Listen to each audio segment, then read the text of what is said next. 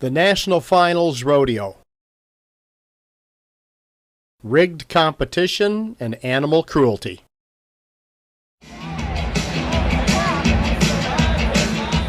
The National Finals Rodeo, or the NFR, is sometimes referred to as the World Series of Rodeo. Sanctioned by the Professional Rodeo Cowboys Association, or the PRCA, the NFR is 10 rodeo performances in 10 days in glitzy Las Vegas at the Thomas and Mack Arena. That series determines the so-called champion of each rodeo event. The NFR claims to have the very best animals in the rodeo world. There are no other rodeos in the country during the NFR, so the very best animals are brought in from each PRCA stock contractor. People who have watched past shark rodeo videos have seen animals shocked and otherwise abused to make them appear wild and rank. Here is a picture of a horse shocked in the face with a 5,000 to 6,000 volt electric prod by stock contractor Ike Sankey at the infamous Pendleton Rodeo. But surely, when there are no other rodeos ongoing, that kind of abuse won't happen at the NFR, right?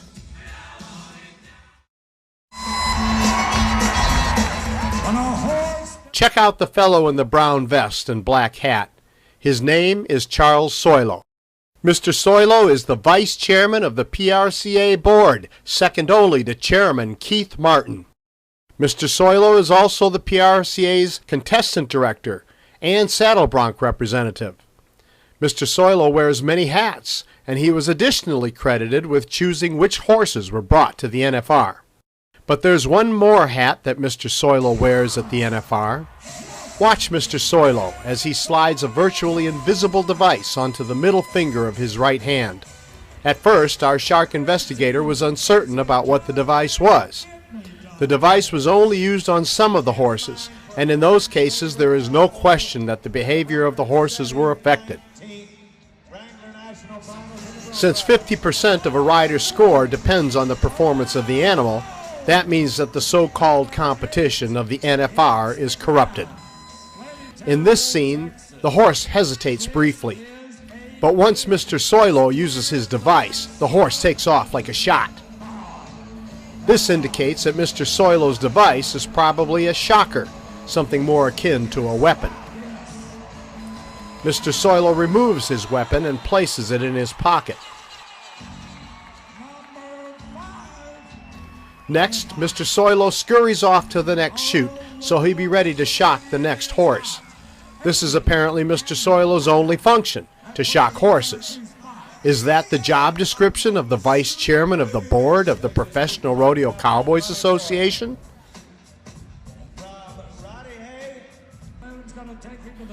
This horse also hesitates briefly, and for that he gets a taste of Mr. Soilo's weapon.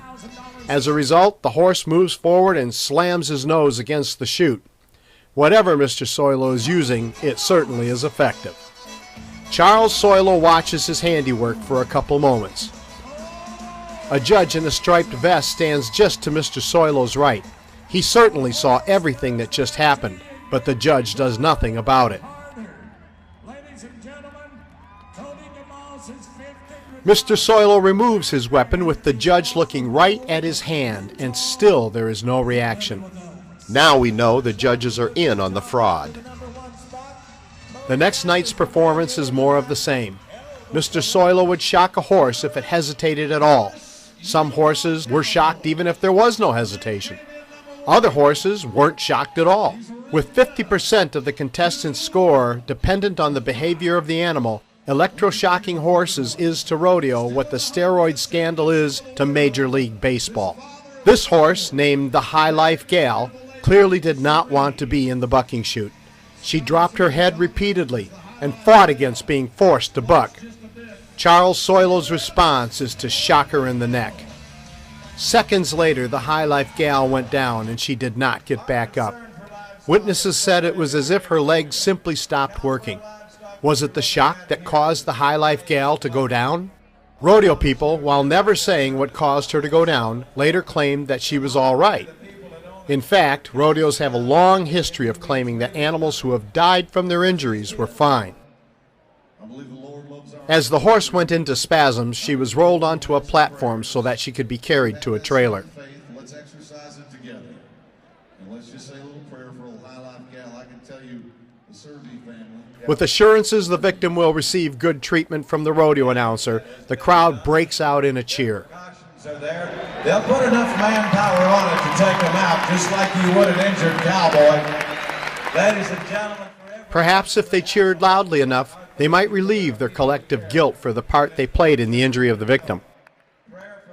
If you really want to get a feel for the lies told by rodeo announcers, just listen to the following claim as you look into the back of a truck that is empty, but for a winch used to drag injured and dying victims inside. You know what? That trailer from Charmac is completely outfitted with a floating floor. There is medicines inside there. There's all kinds of anesthesia. There is everything you need to treat an animal. And what we'd like to do is say thank you to Charmac for making it possible to have that kind of unit on hand.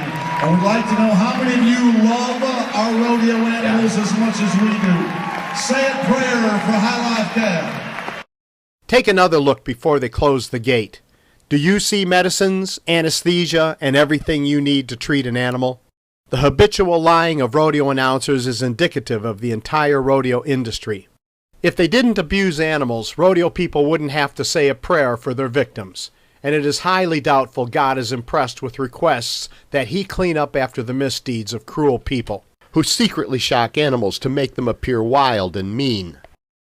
Back at the chutes, PRCA Vice Chairman of the Board, Charles Soilo, continues his covert shocking of tame, domesticated horses to make them appear wild and rank.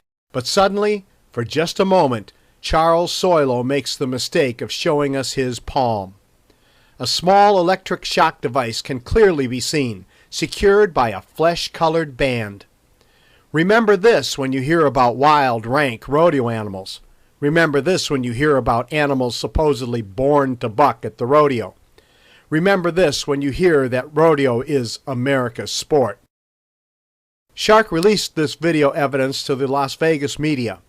When reporters asked for an explanation of the weapon wielded by PRCA Vice Chairman Charles Soilo and covered up by every judge, stock contractor, and contestant behind the chutes, the PRCA would only release the following statement. Quote, officials are on site monitoring the competition and that all of the rules are in place and enforced. There are veterinarians on site that make sure livestock is properly cared for. PRCA rules allow for the encouragement of horses with the habit of hesitating in the chute in order to provide for the safe exit from the chutes for the livestock and the contestant. Unquote. This statement is meaningless. It doesn't even mention shocking or electricity. It doesn't mention the effect shocking animals would have on scoring. And the so-called encouragement didn't appear to be harmless to the High Life gal. Shark has sent 2 letters to PRCA Chairman Keith Martin requesting information about Vice Chairman Soilo's weapon. Chairman Martin has not responded. Shark has documented many similar misdeeds by PRCA personnel for well over a decade, and the PRCA always runs and hides from the truth. Not very cowboy-like, is it? Rodeo writers refuse to report this story that is to rodeo what the steroid scandal is to baseball. This demonstrates the utter lack of ethics and integrity that permeates the entire rodeo industry. Everyone in the industry is dirty. The writers who speak no evil about rodeo, the camera people who are careful not to shoot instances of animal injuries and deaths or edit them out after the fact, the contestants, the judges, the stock contractors, and the associations all share in the abuse and the cover-up. The only innocents are the animal victims. Corporate sponsors of these cruel and corrupt events include Coca-Cola, Dodge Automobiles, AT&T, Southwest Airlines, Walmart, Sam's Club, Wrangler, Jack Daniels, Bank of America, Holiday Inn, and the U.S. Army. One additional sponsor whose support of rodeo animal abuse is especially egregious is the American Quarter Horse Association, or the AQHA.